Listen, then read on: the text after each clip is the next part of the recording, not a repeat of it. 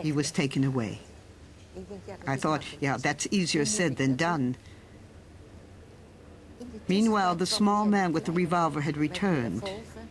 He sat down opposite me at Pep's desk and rang for an extra van. They hadn't expected to find so many people. He left the door open. In the hall, I heard the German issuing orders. Finally, I recognized the accent. He spoke with a Viennese accent. I was born in Vienna. I came here at the age of 11. I've completely assimilated. When I heard that, I thought I've got one chance. I'm going to take it. And I did take it. He marched in. Before he could utter a word, I stood erect. Germans are accustomed to that. I said, "You're from Vienna?" "Me too." I said it rather cheerfully. The man was shocked so utterly that he just stood there, staring. He could never have imagined that he would meet a fellow Austrian here. He closed the door and rounded on me. He was hunched. He was going to let me have it. He said, "Papers." I gave them to him, identity papers.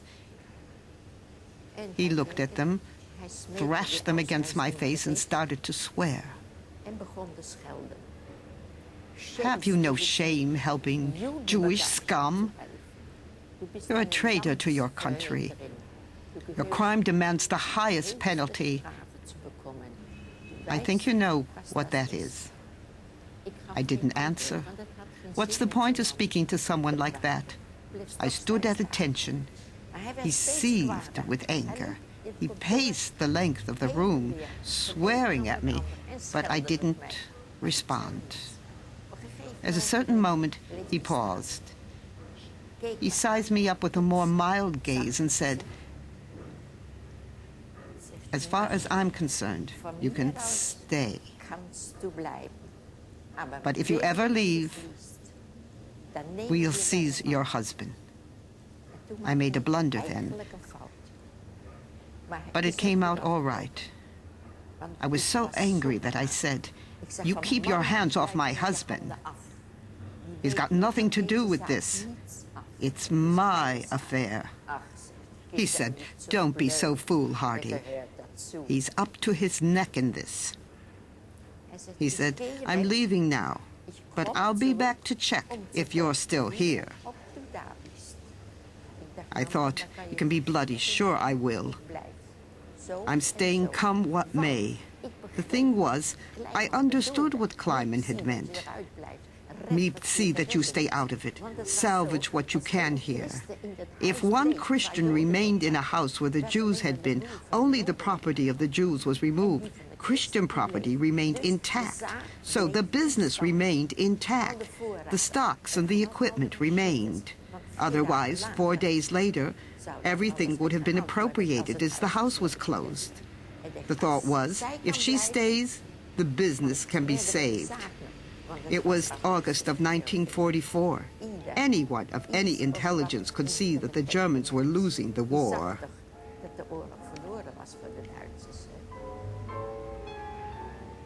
I don't know what went on in the annex, since I was obliged to stay at my desk. He closed the door and departed. Later, I heard them all trudging down the stairs. In the interim, they were allowed to pack, and then they descended the stairs. I couldn't go to the window. I was compelled to stay here. I did so. We went upstairs then, to the Frank's bedroom. Pep and I saw lying on the ground the pages of Anne's diary. We saw scattered pages. "That's Anne's diary." "Gather it up," I said. Pep just stood there gawking. I said, "Pick it up." Pick it up. Take it. We preserved it as carefully as possible. We were stunned. We gathered it together and went downstairs. I said, "What now, Beb?" She said, "You're the oldest. You should keep it." I said, "Okay." I took it and put it in my desk. I locked up, or at least closed, the door. And that's where it remained until Mr. Frank returned. That winter was particularly cruel. North Holland had been cut off by the Germans. Still, one had to manage to find food. People would scrounge for food in any way they could.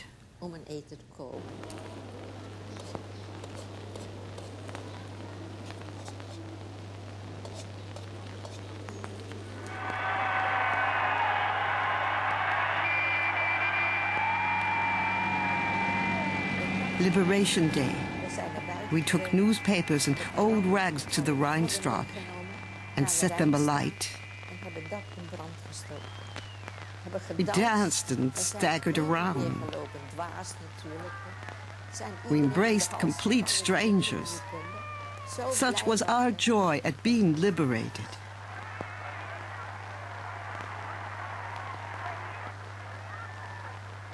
We were hopeful then. Because of his work for the city, Jan was posted at the station. His job was to register those returning from the concentration camps. He asked everyone, "Do you have any news of Mr. Frank?" No, no, no. Then one evening, Jan came home and said, "I got good news for you, Miep. Otto's on his way here." We lived on the ground floor. We stared outside. He scarcely said it when Mr. Frank approached and rang the doorbell. I ran to the door. He came in. I said, "Where's Edith?" "Edith won't be coming back." I still have hope for the children. You can imagine how happy we were to have him back.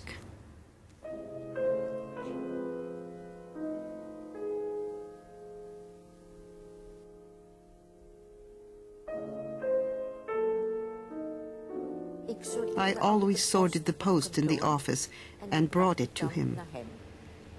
I sorted it and gave him what I had. He took it. Suddenly, an icy silence descended, a silence which still speaks. I looked up. He'd gone bone white. He gave me this letter. Here, read it. "I hereby declare that Anne Frank and Margot Frank perished in the camp Bergen-Belsen, where I worked as a nurse." Mrs. M. Brandes Brillers Slijper.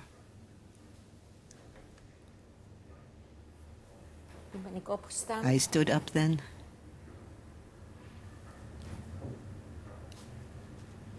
And opened my desk drawer.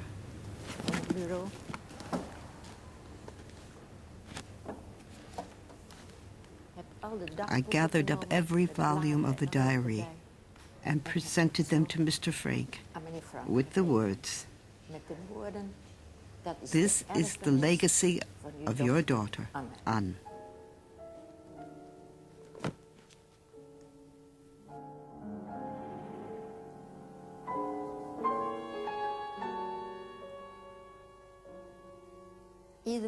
Time and again he would say to me, "Miep, come here.